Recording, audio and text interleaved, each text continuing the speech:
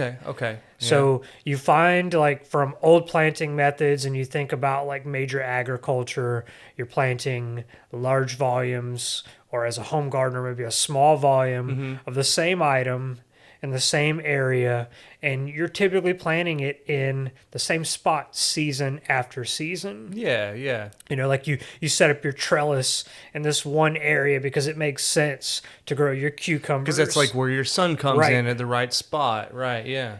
But we want to be able to look at things a little bit deeper, and we want to be able to make a plan to where we can take those same crops and we need to be able to move them around the garden. Sure, yeah.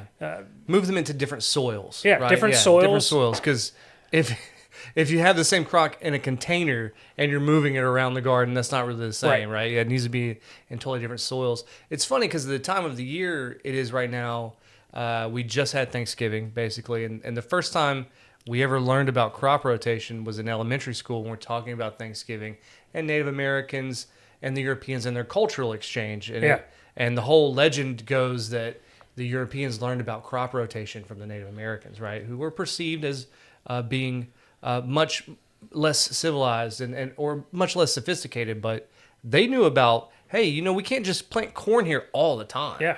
Right? Because you'll deplete the soil. Yeah, you gave the example of like was it the almonds where they planted it. I forget what it was.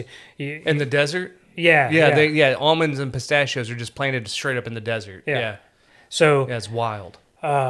Thinking about like the impacts that you have by planting the same thing. That's a bad culture, by the way.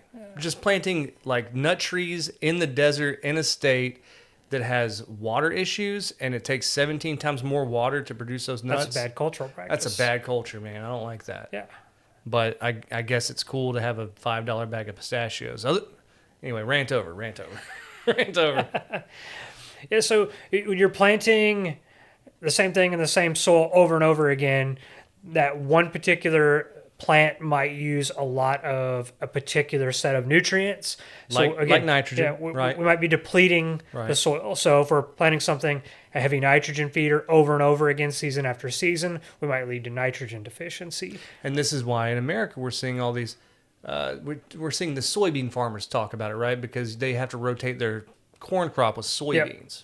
Yep. That's the example you gave last time that was coming to mind. Yeah, it's coming to mind. Yeah. So nutrient deficiencies are a big thing and why crop rotation is important. But as a home gardener on a smaller scale, disease and pest resistance comes to mind for me more. So one of the reasons why I feel that I've become very successful at being able to grow more naturally and without the use of pesticides or fungicides, whatever it might be, is because I'm constantly moving things around. I no longer have this like specific layout that I stick to season after season. You change it up. Yeah, we change it up. We move things around.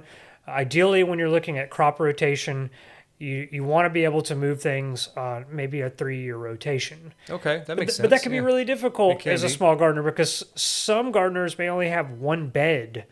They may only have 2 beds. But anything that you can do to move things around, and keep the soil from basically building up bad pathogens or building up like overwintered insect pressure is extremely helpful. So crop rotation is essentially a natural way to prevent pests and disease from building up in the soil and getting to a point where it is more difficult and you might not be able to maintain that kind of natural approach that most home gardeners are going for nowadays. So